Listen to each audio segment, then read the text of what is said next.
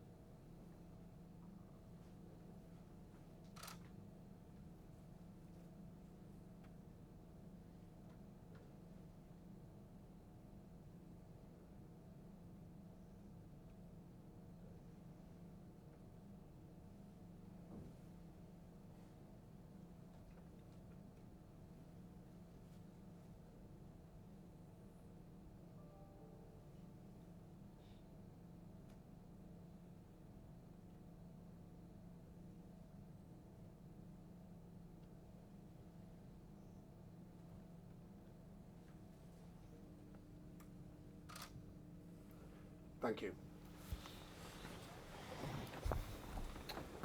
We'll now proceed with the pre-match press conference for our UEFA Champions League game against FC Copenhagen tomorrow with Erik and Diogo Dalot. Let's start with Samuel. Erik, it's obviously been a difficult couple of days for the club. Coming here, CAF on reception, and worked at the club since Sir Bobby Charlton was a player here. What's the atmosphere been like among the squad and the staff at Carrington?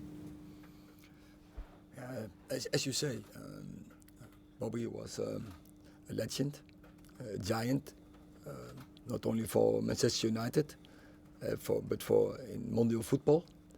And so his legacy was, so what he left were the standards, the high standards we have to live here every day. And of course, first of all, our thoughts are with his family, with his wife, with his children and grandchildren, but also so what he meant for Manchester United, the importance for Manchester United, the standards he set we have to live. The last couple of days they were emphasized. And just turning attention to the game tomorrow night, are you likely to have any players available back from injury? Yes, we hope. I said it also last Friday. Sergio, so he got ill for Saturday, but so he was fit. He trained all week, last week, and yesterday he was for a part back in training. Today he will train, and then we have to assess if he is ready and game fit, or if he can be involved in the squad. So we have to wait for that. What prompted that development for him to be available? We have to see if he is fit enough to be part of the squad for tomorrow. Simon. Erik, is it easy to kind of put the emotion of tomorrow to one side and concentrate on what is a really, really important game for the football club? Yeah, of course. We are professionals, and it's our job. But you can't ban emotions, but use the emotions in the right way. I think Diogo did very good last Saturday, and he scored a goal. So in the memory of Bobby Charlton, I saw a goal from him. I think it was on Wembley from distance, and like Diogo did. So use that in that way. Diogo, for you. Clearly, you don't know Bobby Charlton, you would never have seen him play, but you're aware of the impact of what's happened has had, not just on Manchester United, but football as a whole. How does it feel for someone to say, like your manager just said, score a goal that's as appropriate on Saturday as yours was? I mean, first is a big privilege to when you combine Sir Bobby's goals and they relate to one of your goals of your own. I think it's always a privilege to hear that something like that. But I was fortunate enough to get to know him since I arrived to the club. He was always there after the games with us, no matter if we won the game or if we lost the game. He was always there to be ready to give you a word of appreciation. Sometimes he would even say that we had to play a little bit better, but that just represents the standard of this club and the standard that we wanted for this club. And I think this is something that we have to look back and see, okay, if legends like this got the club to win the best titles, the best games, scoring the best goals, we have to follow those steps, and he was definitely one of those that you should follow the steps. Okay, one over here. Sky. Diogo, talking about legends like Sir Bobby, obviously, growing up in Portugal, I suppose Eusebio is probably regarded as the legend of Portuguese football. The pair played against each other in that '68 European Cup final. How aware were you of what Sir Bobby Charlton was, what he represented as a player? I mean, it was something that individually, when I arrived to the club, I always tried to know a little bit more about the history of the club, whether if it was close history or even a little bit more longer history. But hearing about Sir Bobby, it was something that you had to add that no matter what. If you were here for one day or if you're here for several years, you obviously know him. And this type of, like I said, this type of legend is something that someone that you should follow. Not just the impact that he had on the club, but I think for English football, for world football, he was an example. And for someone like me that likes to follow good examples, he was definitely one of those.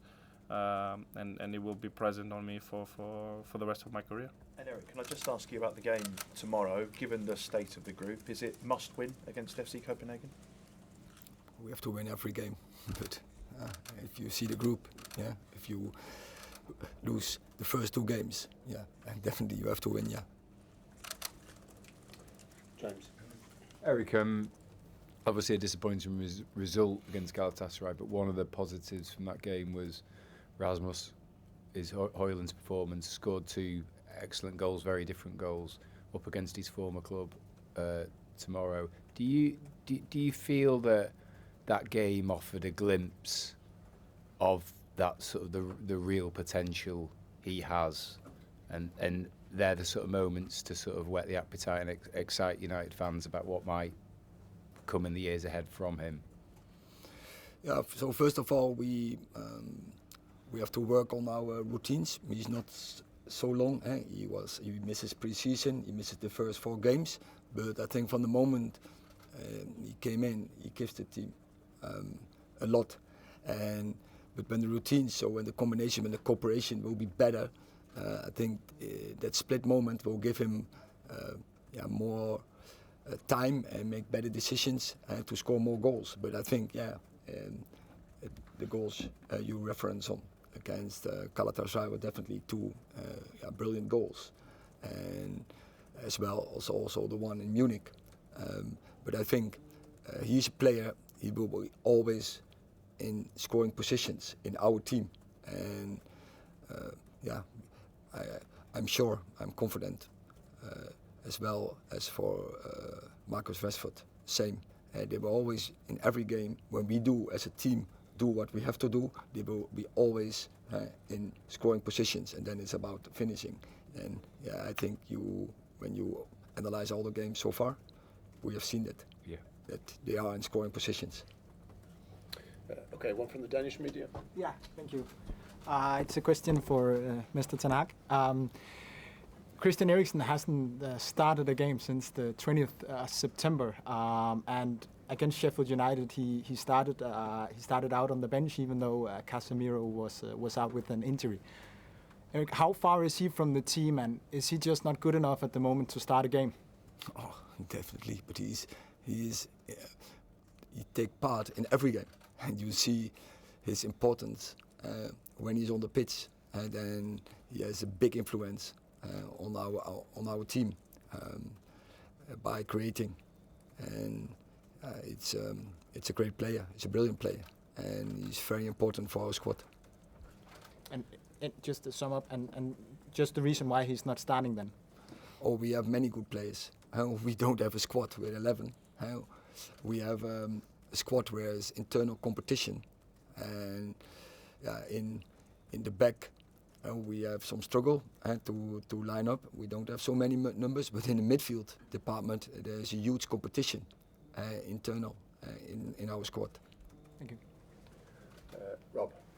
For Diogo, you obviously won the last 2 games. I just wondered what the sense within the squad was about the start to the season so far, and whether you think that it's been a bit of a turning point these last 2 games.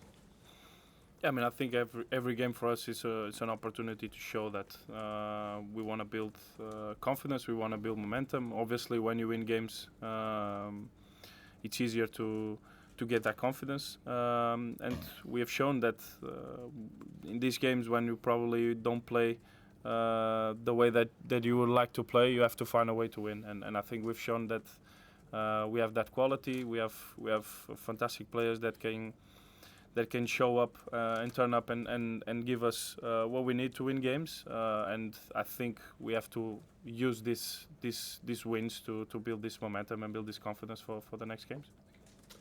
Jeremy at the back. Would it be a really fitting tribute to Sir Bobby for from the team to actually win this game tomorrow night, given it's the first one at home since he passed away? I didn't hear the first part of your question. Would the perfect tribute to Bobby be for the team to actually win the game tomorrow night? Definitely.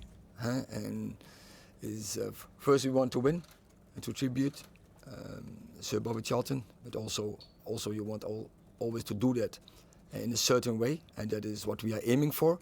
But it's not always possible. In football, sometimes you don't play that well, but then still you have to find a way to win. And so I was happy Saturday that we could show tribute by a win, but also the way we scored that second goal. Another Danish question. Yeah, another question from Denmark. Erik, Rasmus Højlund, he plays against his former club tomorrow. Do you sense on Rasmus that this is going to be a special match for him? You don't. When you have a little bit so empathic ability, then you know it's a special game for him. He grew up there in this club, and then you know he will be highly motivated. But that's for me, for the team, but especially of course for him to send that in the right direction, the right balance.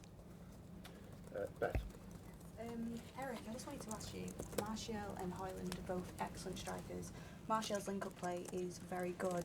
Have you ever considered playing them maybe together rather than a lot of the time they're substituted for each other?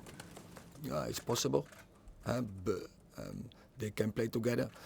So far we didn't do that in games, but I can see that they can play together because Anthony Martial is also able to play from a side. And Diogo, can I just quickly ask you as well, brilliant goal at the weekend. It was very similar to the one that you scored in Las Vegas in pre-season. Is that something that you work on in training, or does the manager just tell you to get forward when you can? Like, what do you think in your mind when you're getting forward for Manchester United? Yeah, something that definitely we work on, because we train that especially for us to get a balance on the team when the ball is on the other side, to try to have a good rest defense, and in that moment that was the position for me to be in there, because I believe Suf was a little bit more on the left, so that is the kind of position that the opposite fullback has to be to balance a little bit more the team. And then, like I said after the game, is something that I think I can do it from the distance, scoring goals. I remember the one like you said, the one in pre-season against Dortmund was very similar. So I've just tried to score, and I was fortunate enough to do it. Yeah. Chris. Hi Erik, just wanted to ask you what kind of atmosphere you're expecting at the stadium tomorrow, and as a coach, how can you harness that to your advantage? I think it's always special every night on Old Trafford, and the fans are always so behind us, so this is a strong bound. Remember the last game, the home game against Brentford, even when the game is not going in our direction. They stay behind us. So in difficult moments, and in moments where it's adversity around Man United, the fans are still with us, and we are with the fans, and we are fighting together. So definitely tomorrow, after passing away from Sir Bobby Charlton, their hero, their legend, their giant, I'm sure there will be even more very emotional evening. I expect tomorrow night. Yeah. Last question, Ken. Erik, you've been asked about a tribute in terms of a victory tomorrow night, but do you see Sir Bobby's spirit as something that can be an inspiration for you to go on and be successful this season and repeat some of the success you had last year? So he is in front of Old Trafford with Dennis Law, with George Best, and he's always with us, and they are always a huge inspiration for us every day, so in every game. Thank you very much. Thank you. Thank you.